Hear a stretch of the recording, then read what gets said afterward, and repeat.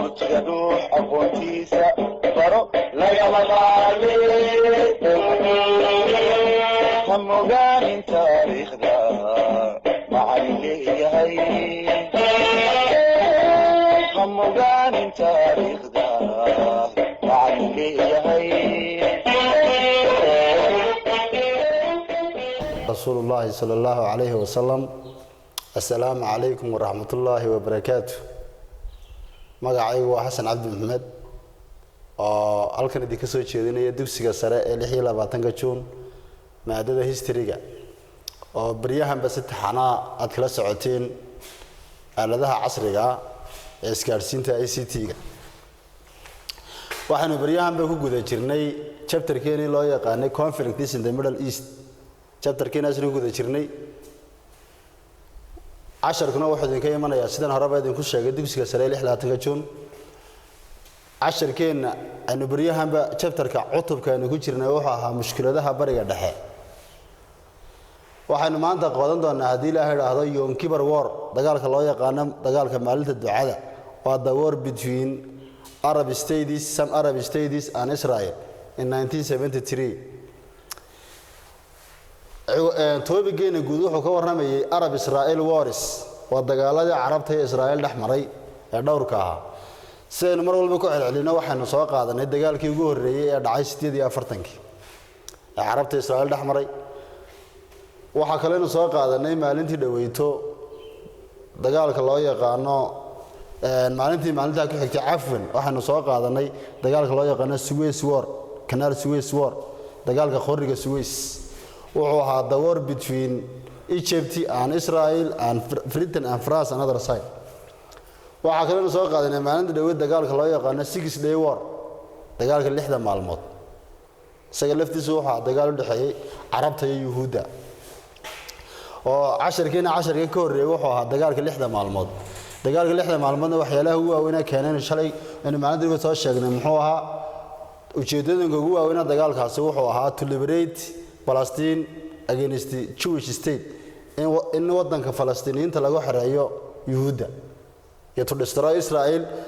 it means to wipe out Israel map of the world. in Israel maapka adduunka laga saaro. oo ujeedooyinka ugu waaweyn ee dunida Carabeed oo dagaalamayeen wadanku sheega Yuhuudda. waxaanu soo dhiganay maalinta dhaweyd dagaalka 6 maalmood in Carabta laga badiyay. ujeedooyinka Carabta looga badiyay ama asbaabaha ugu waaweyn ee Carabta looga badiyayna waxaanu ku soo dhiganay maalinta dhaweyto ciidamada Carabta oo aan si fiican u abaabuleyn iyo waxyaalaha kale oo ku soo dhiganay waxa ka mid ah ciidamada cirka ee Israa'iiliintu adeegsanayeen oo ka sareeyay kuwa Carabta iyo isku xidhnaan la'aan xagga militariga ciidamada Carabeed. sidaa daraadeed 6 maalmood gudahood baa Carabta laga badiyay iyadoo asbaabahaas ugu wacan yihiin. وحشيس هو دحمري عربته يهود ما جرو. sidaa daraadeed dagaalka hore 6 maalmood wuxuu dhacay 19 sidoo maalinta dhaweyd ba soo dhiganay 1976 buu dhacay. dagaalka ku xiga wuxuu dhici doonaa 10 sano kadib. sadalkaaba ku arkayso maadaama dagaalka hore 67 uu dhacay وحشيس Carabta iyo Yuhuudda u dhaxeeyna aanu jirin. Carabtu inta way soo diyaarinayeen. sidaa daraadeed dagaalka 6 maalmood dagaalkii ku xigay Carabta iyo Yuhuudda dhexmaray wuxuu noqday dagaalka loo yaqaan Yom Kippur War, dagaalka 6 maalmood. Yom Kippur waxay tahay gudahaan ugu tagi doonaa. bal marka ugu horeysa aynu eegno what were the main reasons caused by this war, Yom Kippur War. dagaalka loo yaqaan Yom Kippur waa maxay asbaabaha ugu waaweyn ee keenay? aynu ku arki doonaa asbaabaha ugu waaweyn ee keenay dagaalka loo yaqaan Yom Kippur. halka waxaanu ku arki doonaa waxyaalaha dagaalkan Yom Kippur loo yaqaan keenay waxa kamid ah dhaqdhaqaaqa PLO,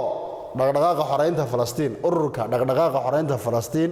oo hogaaminayay ninkii la oran jiray Yasser Arafat. culays uu saaray wadamada Carabeed oo uu doonayay in laga xoreeyo Yuhuudda ardul Falastiin iyo muqaddasaadka Islaamka ee Baytul Qudus. culays uu saaray Yasser Arafat iyo ururkiisa loo yaqaan Palestine Liberation Organization PLO ayaa keenay dagaalku inuu soo cusboonaado. culays uu ku keenay Carabta oo ugu baaqi jiray mar walba ardul Falastiin iyo muqaddasaadka Islaamka in la xoreeyo. qodobka labaad waxaan ku arki doonaa madaxweynihii dagaalkii hore dagaalkii 6 maalmood iyo dagaalkii kale ka horeeyay Suez Canal inta waxa madaxweyne u ahaa wadanka Masaarida ninkii la oran jiray Jamal Abdel Nasser sidaa daraaddeed Jamal Abdel Nasser markuu meesha ka baxay madaxweynaha ku xigay loo yaqaan Anwar Sadat oo isaguna go'aansaday in Israa'iil meesha laga saaro marka sababta labaad dagaalka keentay waxay ahayd Anwar Sadat oo go'aansaday in Israa'iil meesha laga saaro qodobka saddexaadna waxay ahaayeen wuxuu noqonayaa wadanka Masaarida oo aad iyo aad ugu kalsoonaa xilligan inay badin doonaan dagaalka maxaa yeelay ciidamo hub casri ah oo ay ka heleen ururka midowga Sovieti ee Ruushka hogaaminayay iyo xeelado dagaal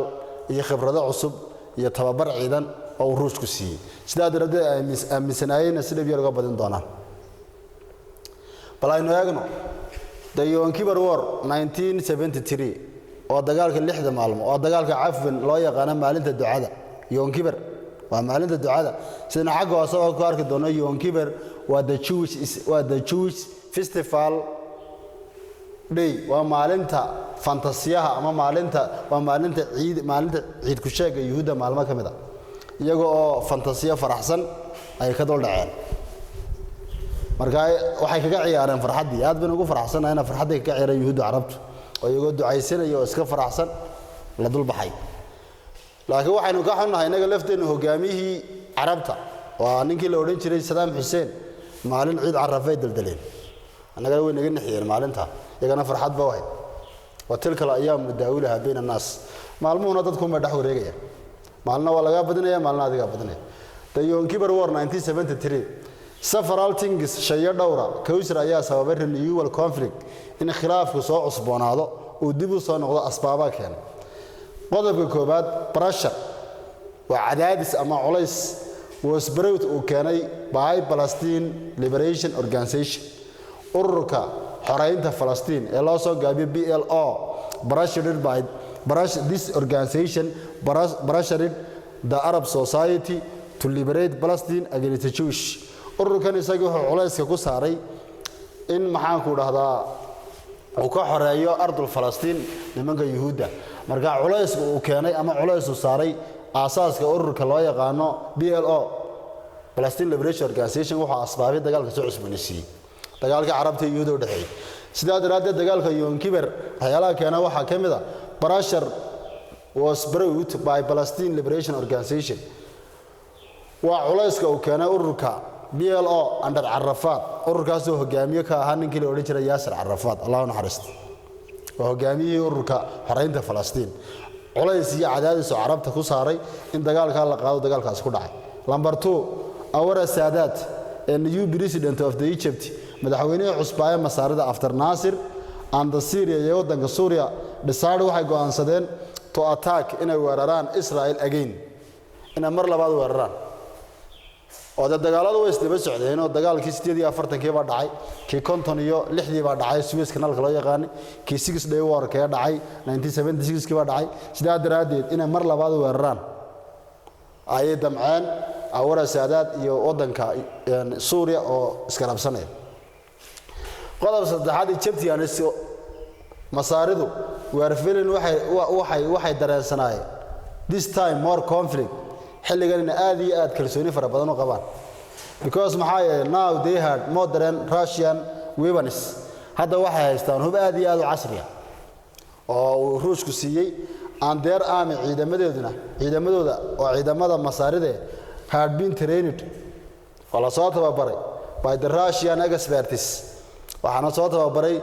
rag khibrad leh khubarada wadanka Ruushka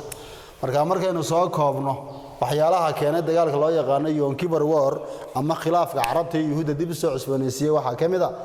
the pressure comes from the Palestine Liberation Organization waa culays iyo cadaadis uu leeyahay ururka xoreynta Palestine and Anwar Sadat the new president of the Egypt decided to attack Israel again and this time the Egyptians becomes for conflict because they got a lot of modern weapons comes from the USSR and their military armies were trained by Russian experts because kuwaas oo maxay waa asbaabaha ama waxyaalaha khilaafka soo cusboonaysiiyay Carabta iyo Yuhuudda hadda balaa waxaan si kooban uga hadli doonaa maalinta ducada waa maxay ama dagaalka muxuu la magac baxay dagaalka loo yaqaan Yom Kippur War. Egyptians and the Syrians attacked early xilli hore ayay masaarida iyo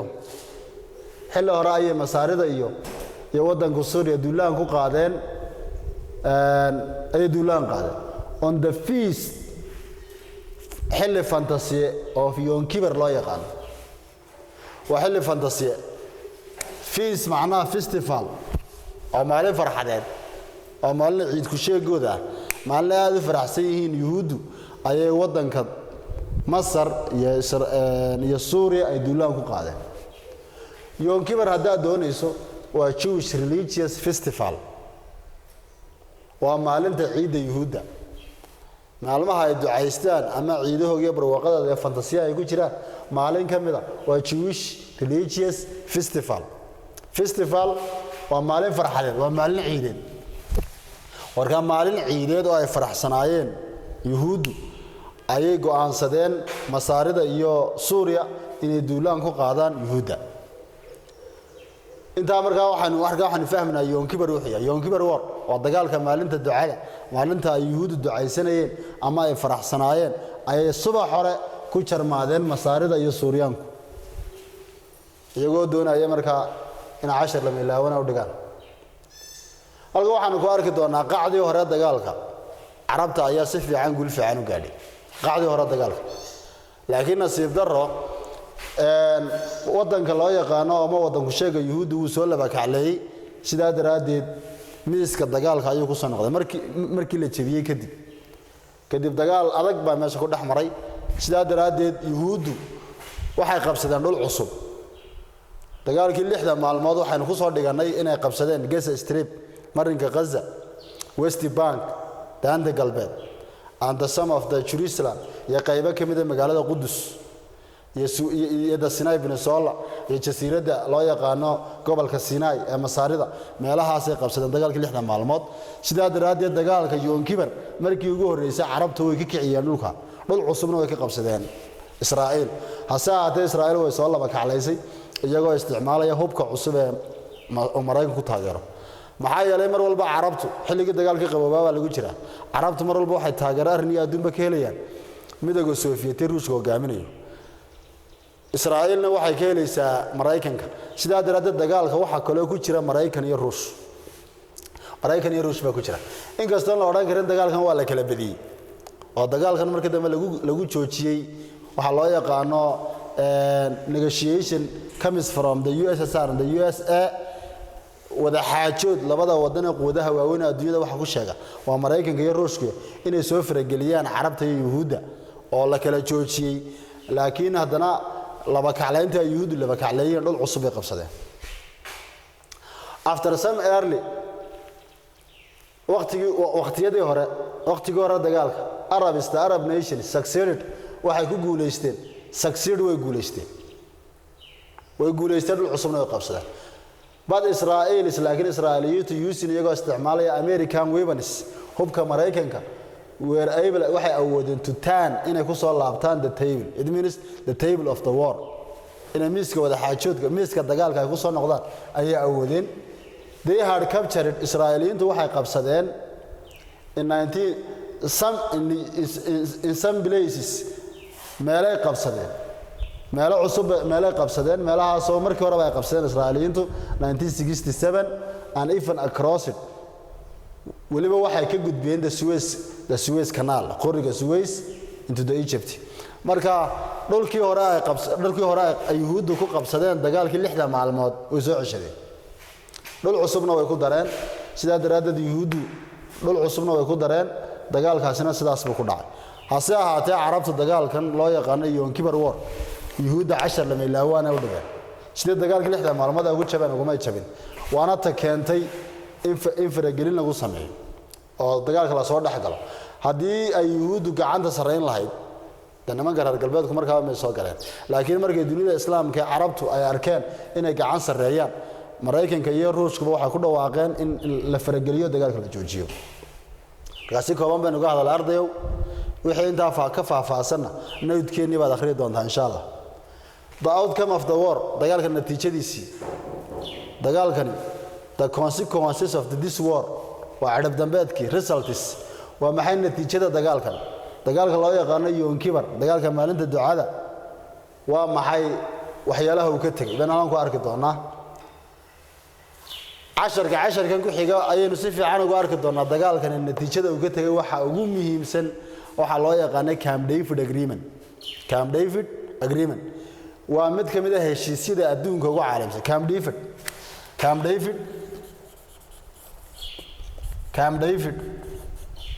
Camp David agreement or treaty. Camp David was the place near Washington. Camp David haddaad doonayso waa the place near Washington. waxay u dhowdahay caasimadda waddanka Mareykanka waxay u dhowdahay magaalada ganacsiyada waddanka Mareykanka ee New York Washington صح waxay u dhowdahay caasimadda waddanka Mareykanka ee Washington marka Camp David waa the place near Washington sidoo horeba u soo dhiganay Versailles Treaty inay ahayd near Paris oo kale waa meel Washington u dhow oo loo yaqaan Camp David kelmadda kaamna de wala iska af Soomaali gareeyo waad garanaysaa waa meel yar oo tuulo ama dad isku yimaadaan imika kaam abokor kaam barwaaqo iyo wixii la halmaala wala af Soomaali gareey marka Camp David waa the place near Washington waa meel Washington u dhow for that reason one of the main outcomes of this war the Yom Kippur war was the Camp David agreement was the agreement between Egyptians only and Israel waa heshiiskii dhaxmaray masaarida iyo Yuhuudda sidaynu halka dambe ku arki doono in 1978 waa natiijada ugu weyn ee dagaalka Yom Kippur ka dhalatay heshiiska markay masaaridu la galeen Yuhuuddana waxa laga saari doonaa jaamacadda Carabta inkastoo markii dambe ku soo noqdeen marka maanta si kooban waxaan uga warrami doonaa ajendaha shirkan isaga ah ajendaha waxaasay noo soo socda waxyaalihii lagu heshiiyey heshiiskan isaga ah heshiiskan wuxuu dhacay after the Yom Kippur war dagaalka loo yaqaan 6 maalmood kadib after the Russia and the USA negotiated Israel and Egyptians markay kadib markay wada xaajood u fureen ee la sameeyay the UN ceasefire xabad joojin Mareykanka iyo Ruushka ay kala qabteen waddanka Masar iyo Yuhuudda heshiiskaas dhaxmaray heshiiskaas wuxuu ka dhacay sanad hore u sheegnay meesha loo yaqaan Camp David oo near Washington Camp David agreement waa mid kamid ah heshiisyada caalamka kuwa ugu magac dheer ama aadka loo yaqaan heshiiska isaga ayaan xiisada ku xigta ku arki doonaa isagoo faahfaahsan heshiiskaasi waxyaalaha ka dhashay si hor dhacaadaynu soo sheegnay heshiiskan muxuu warramay heshiiskan wuxuu ka warramay Israa'iil iyo Masar u dhaxmaray waxaanu dhaxmaray 1978 what were the main points agreed waa maxay waxyaalaha ugu waaweyn ay ku heshiiyeen wadanadan waxyaalaha ugu waaweyn ay ku heshiiyeen waxa kamid ah xagga dambe ku arki doono Egyptians promised that Israel could not be destroyed by force waxyaalaha ku heshiiyeen xagga dambe ku arki doono waxa kamid ah masaaridu waxay ballan qaadeen inaan Israa'iil qasab lagu burburin karin it means the war between Egypt and Israel existed about 1948 could be ended in dagaalka u dhaxeeyay Israa'iiliyiinta iyo Yuhuudda waxaan ka wadaa waa Israa'iil iyo masaarida ee soo jiray ilaa 48kii u dhamaaday mid kamid ah qodobada ka soo baxay Camp David agreement ee xagga dambe ku arki doono ama maxay waa in dagaalkaas u dhamaaday iyo Israa'iil must be move these troops from the Sinai Peninsula iyo ciidamada Israa'iiliyiinta laga dhaqaajiyo ay ka dhaqaaqaan khoriga Suez oo waxyaalaha lagu heshiiyay kamid tahay sidoo kale Israa'iil ships maraakiibta Israa'iil could use way isticmaali karaan the Suez Canal taasna waxyaalaha lagu heshiiyay kamid tahay waxyaalaha lagu heshiiyay ay kamid tahay marka qodobadaas ka soo baxay shirka loo yaqaan Camp David waxaanu ku arki doonaa xiisada xigta hadii insha Allah laakiin imika waxaanu eegi doonaa the agenda of the Camp David Egyptian Israel peace treaty heshiiska isaga loo yaqaan Camp David agreement agenda oo waxyaalaha laga wada hadlay oo qodobadii ka horeeyay ee Google xaarka u ahaa qodobada waaweyn aynu maanta arki doonaa qodobada gundhiga waxyaalaha la yaab kale ee halkan aynu ku arki doonaa waxa kamid ah hadii ninkii la oran jiray Jamaal Abdi Naasir oo Yuhuudda aad u nacba oo guud ahaan masaarida Yuhuudda aan sarki jirin madaxweyne loo yaqaanay Anwar Saadaat ee xilliga Yom Kippur warna madaxweynaha ka wadanka Masaaridu waxyaalaha ajendayaasha uu ogolaado waxa kamid ah ee Mareykanku soo bandhigay inaan Israa'iil qasab lagu burburin karin dagaalkii 6 maalmood waxaanu ku soo sheegnay Israa'iiliyiinta waxaan u jeedaa Carabtu inay ka saaraan maabka adduunyada Israa'iil sidaas ka soo horjeeda waxa la soo bandhigay oo ajendayaasha shirka labada madaxweyne ee Israa'iil iyo Masar ay ogolaadeen inaan Israa'iil qasab lagu burburin karin waxyaalaha ajendayaasha laga wada hadlay shirkana wuxuu ka dhacay Camp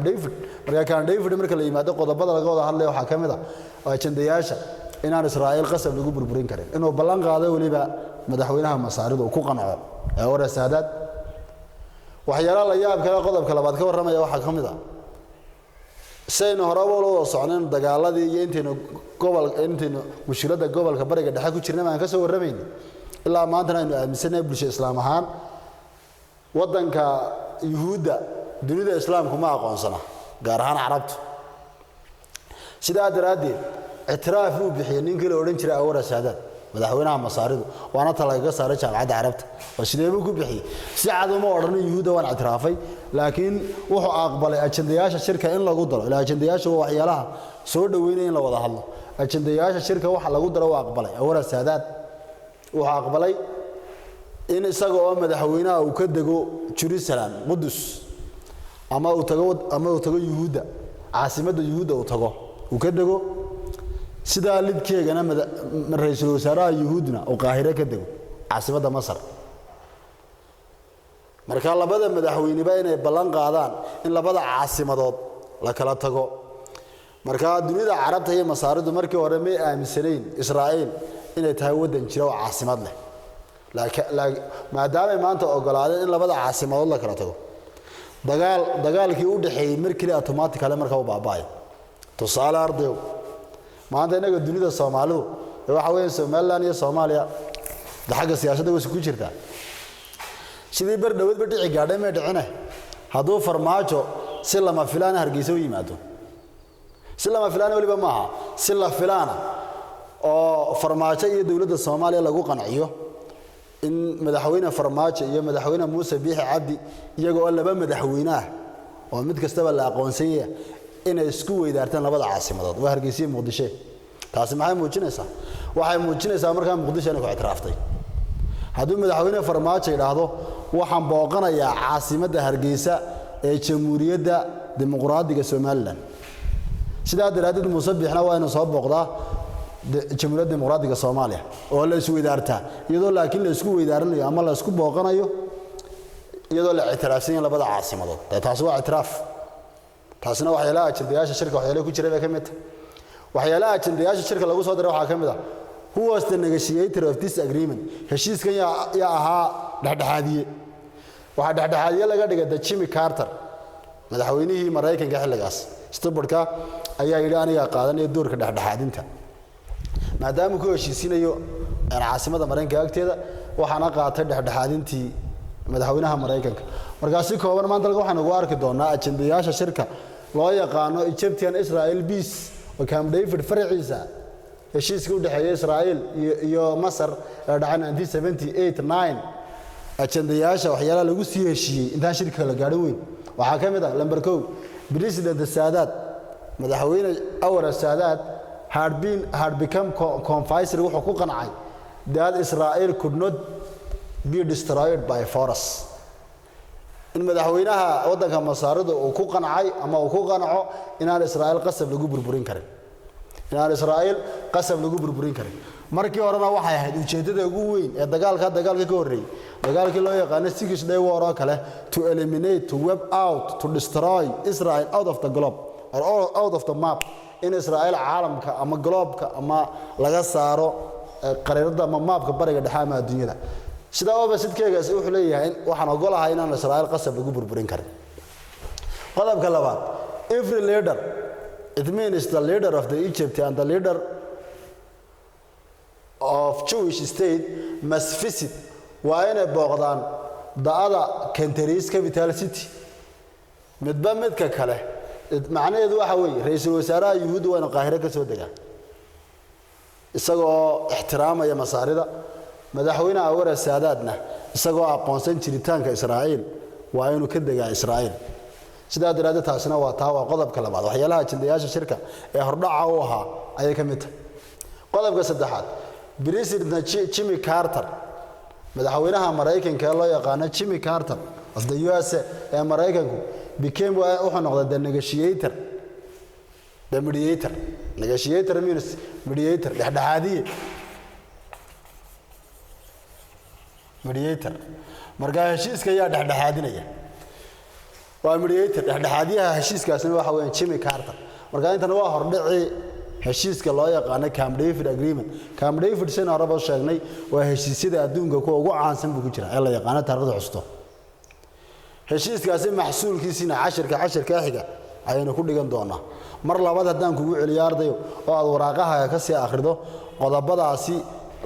ha u fahmin kuwan waa ajendayaasha shirka oo waxyaalaha soo dhaweeyay shirkaas inuu dhaco laakiin shirka waxa ka soo bixi doona number 2 the war existed between Egypt and Israel since 1948 ended dagaalkii u dhaxeeyay Israa'iil iyo Yuhuudda wixii ka dambeeyay 48 inuu dhamaaday waxyaalaha aynu qoraal ahaan xiisada xigta ku dari doono waxa kamid ah iyaduna heshiiska Camp David agreement ka soo baxay Israel troops must be withdraw the Sinai Peninsula in ciidamada masaaridu ay gebi ahaanba ka baxaan jasiiradda Sinai ee wadanka masaarida gebi ahaanba inay ka howleelaan oo ay ka baxaan ma ku arki doonaa sidoo kale Israel ships must be used the Suez Canal waxyaalaha kale aan ku arki doonaa waxa kamid ah maraakiibta masaaridu maraakiibta afwan yuhuudu maraakiibta yuhuudu way isticmaali karaan Suez Canal waxyaalahaas oo dhan waxyaalaha aynu ku arki doonaa 10 ku xiga laakiin maanta isagoo hordhaca aynu la ku arki doonaa 10keenu maanta wuxuu ku saabsanaa waxa dagaalka loo yaqaan Yom Kippur War dagaalka waxyaalaha keenay waxaanu ku soo sheegnay in cadaadiska yimid carabta ururka xoreynta Falastiin iyo Anwar Saadaad madaxweynaha masaarida xilligaasi iyo Suuriya oo go'aansaday in Israa'iil mar labaad soo weeraraan iyo kalsoonida masaaridu ay ku qabeen dagaalkana badan doonaan dagaalka markaas si weyn looma kala badin waxaana soo farageliyay san halkaba ku aragnay Mareykanka iyo Ruushka halkaba ku arkayno dagaalkana waa la joojiyay why outcomes of the war on ka boodnaa filayaa intan outcomes of the war intaas ay ku xidhnayd the USSR Ruushka and the USA Mareykanku decide waxay go'aansadeen halka waxaad iska fahmaysaa ardayo decide waxay go'aansadeen to stop in joojiyaan this war dagaalkan with the UN cooperation iyo iskaashi kale la yeelanaya ururka qaramada midoobay dagaalka Yom Kippur loo yaqaano iyagoo kala yeelanaya iskaashi qaramada midoobay wala jooji Egypt iyo Israel leaders oo halka ay salaadu ka xidhmi lahayd markii hore ay ka boodasho hogaamiyaasha labada wadan Israa'iil iyo Yuhuuddu Israa'iil iyo waxaan ka wadaa iyo masaaridu came into Geneva waa inay yimaadaan Geneva ee Switzerland caasimada wadanka Switzerland Geneva waa inay yimaadaan si markaa qodobada halkan aan ku qornay ajendayaasha la isla meel dhigo qodobadaasi in la isla meel dhigo waana Geneva yimaadaan Israel agreed sida daraaddeed Israa'iiliintu waxay aqbaleen to move inay ka dhaqaajistaan their troops ciidamadooda from the Sinai Peninsula jasiiradda qoriga meesha loo yaqaan Sinai Peninsula hadaba shirka la si loo yaqaan Geneva si ku meel gaar ah la isku keenay labada wadan ee masaarida Yuhuudda ajendayaasha shirka waxa ka soo baxay waa kuwan waa inaan